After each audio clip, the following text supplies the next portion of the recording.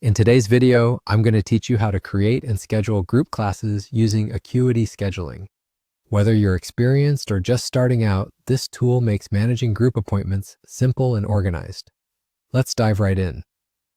First things first, you'll need to log into your Acuity account. Once you're in, head over to the dashboard. From there, you'll want to navigate to Business Settings. Click on Appointment Types. This section is where you can manage all of your appointments and get them organized just the way you need.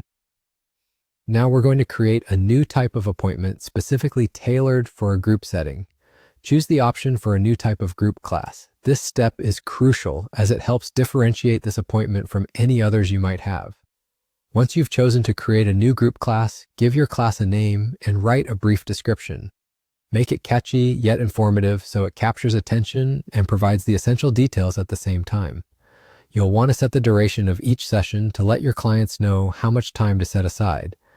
Don't forget to set the price if that's required. Now let's talk about access options. Decide whether you want your class to be public or private. Selecting public allows anyone to book it, while private restrictions mean that only specific clients can access it. This is also the time to set the maximum number of attendees, which is vital for ensuring that your class remains manageable. If your class is part of a series, Acuity gives you the option to require clients to sign up for all sessions. This can help with maintaining consistency and making sure participants are engaged throughout the entire series. Once you've got all these details in place, hit that Create Appointment Type button to save everything you've set up for your class. Now that your class is ready, let's move on to scheduling sessions. To schedule these sessions, click on Offer Class. You'll need to select the calendar where you want your class to appear. Enter the dates and times you'd like to make available for booking.